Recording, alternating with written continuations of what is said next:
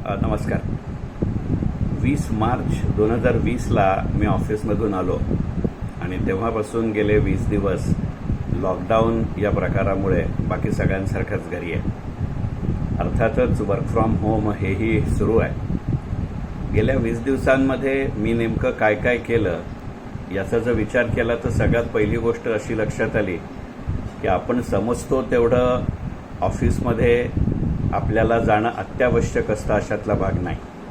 म्हणजे आपण ऑफिसमध्ये काम करतो हे नक्की, काही महत्त्वाची कामं असतात हेही तेवढंच नक्की, परंतु आपण जी अनेक वेळेला टेक्नॉलॉजी गृहीत धरून चालतो त्याची शक्तीस्थळं आणि मर्यादा हे दोन्हीही गेल्या 20 दिवसात जेवढं जाणवलं तेवढं कदाचित आधीच्या 20 वर्षात जाणवलं नव्हतं.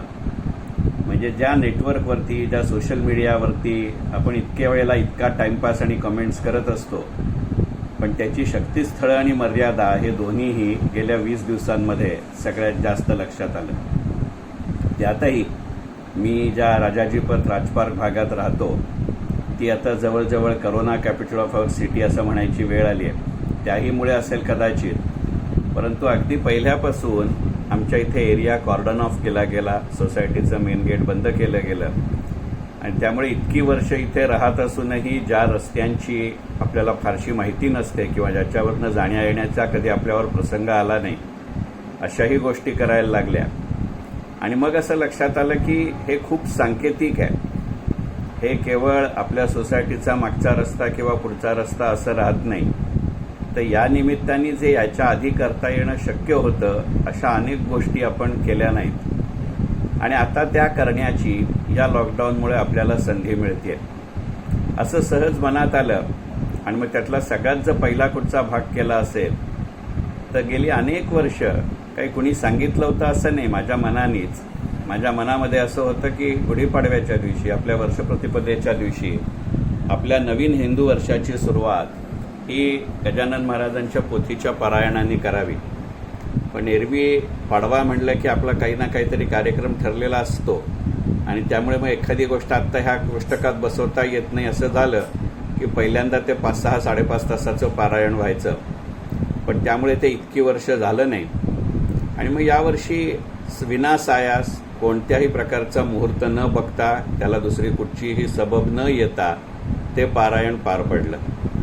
ते पारायण करत असताना त्यातल्या शेवटच्या अध्यायातल्या शेवटच्या काही ओळ्यांकडे, कारण ते ओव्यांकडे जास्त लक्ष गेलं आणि मग त्याच्यामध्ये असं म्हणलं होतं की गुरुवार, त्यातही गुरुपुष्यामृत असा जर योग असेल आणि या योगावरती जर आपण परत पारायण केलं तर ते चांगलं असतं. खरं सांगायचं म्हणजे तेवढा काही भाविक किंवा आध्यात्मिक आहे अशातला भाग नाही, परंतु सहज मनात आलं की हे करून बघायला काय हरकत आहे. आणि अक्षरशः गेल्या 15 वर्षात झालं नव्हतं तसं झालं की या 15 दिवसात ते 2दा झालं.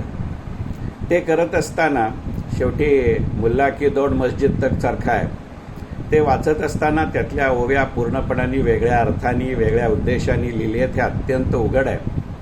पण त्यातल्या ओव्या आपल्या आजच्या अर्थकारणाला, आपल्या आजच्या समाजकारणाला, आपल्या आजच्या गुंतवणूक क्षेत्राला किती लागू पडतात हे लक्षात येत गेलं. आणि म्हणून मग दुसऱ्या वेळेला वाचत असतानाच मुद्दामून त्या ओव्या अधोरेखित करत राहिलो. नंतर त्या एका जागी सलग लिहून काढल्या आणि मग त्या सलगपणे गेले अनेक दिवस वाचत असताना असं लक्षात आलं की याच्यामधनं एखादी अत्यंत सुंदर लेखमाला तयार होऊ शकते. ती झाली तर आनंदाचीच गोष्ट आहे, नाही झाली तर त्या माझ्या उत्साहाच्या, माझ्या ज्ञानाच्या आणि माझ्या अकलेच्या मर्यादा राहतील. आणि मग जेव्हा अशा ओव्या अर्थकारणाकडे वाचत गेलो त्यातनं एक दुसरा रस्ता लक्षात आला की आपण जर एखाद्याच कालखंडाकडल्या अर्थकारणाकडे बघितलं तर त्याच्याकडे बघण्याचाही अनेकांचा दृष्टिकोन वेगळा असतो. आणि मग असं लक्षात आलं की विनासायास सहजच गेली अनेक वर्ष पुस्तकं घेत राहिलो, ती त्या वेळेला वाचतही गेलो, परंतु एखादा विषय किंवा एखादा कालखंड डोळ्यासमोर ठेवून, डोक्यात ठेवून त्याचं वाचन होत नाही. तेही या 20 दिवसांमध्ये निदान सुरू झालं असं म्हणता येईल. आणि त्याला निमित्त मात्र ठरलं ते मॉन्टेक्सिंग अहलुवालियाचं बॅकस्टेज हे पुस्तक. आपल्याला सगळ्यांना माहिती आहे की मॉन्टेक्सिंग अहलुवालिया आपल्या देशाच्या अर्थकारणाशी, आर्थिक धोरणाशी जवळजवळ 30 वर्ष निगडीत आहेत. आणि जवळजवळ 5 वेगवेगळ्या पंतप्रधानांच्या बरोबर त्यांनी काम केलेलं आहे. आणि त्यामुळे या 30 वर्षाच्या अर्थकारणाकडे एक आर्थिक धोरणकर्ता कसं पाहतो म्हणून ते वाचत असतानाच सहज मनात आलं म्हणून अक्षरशः ते पुस्तक साधारणपणे 450 पानांचं आहे. हाताशी असलेला वेळ आणि माझी वाचनाची सवय यामुळे हे 450 पानांचं पुस्तक जास्तीत जास्त 2 दिवसात पूर्ण व्हायला हवं होतं. पण मी असं ठरवलं की हे पुस्तक एकटं वाचणार नाही. आणि त्यामुळे हे पुस्तक वाचत असतानाच नंतरच्या काळामध्ये अरुण जेटली जेव्हा अर्थमंत्री होते, अरुण जेटलींचंही एक पुस्तक न्यू इंडिया हे त्यांनी हयात असताना लिहिलेल्या लेखांचा संग्रह आहे, ते वाचलं.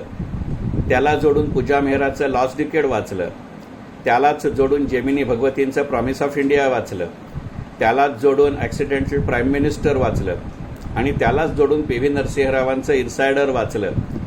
अशी 7 पुस्तकं जेव्हा एका विषयाशी एका कालखंडाशी निगडीत वाचत गेलो तेव्हा सहज लक्षामध्ये आलं की इतकी वर्ष या क्षेत्राशी निगडीत असून सुद्धा आपण इतक्या तपशिलांनी या गोष्टी पाहिल्या नव्हत्या.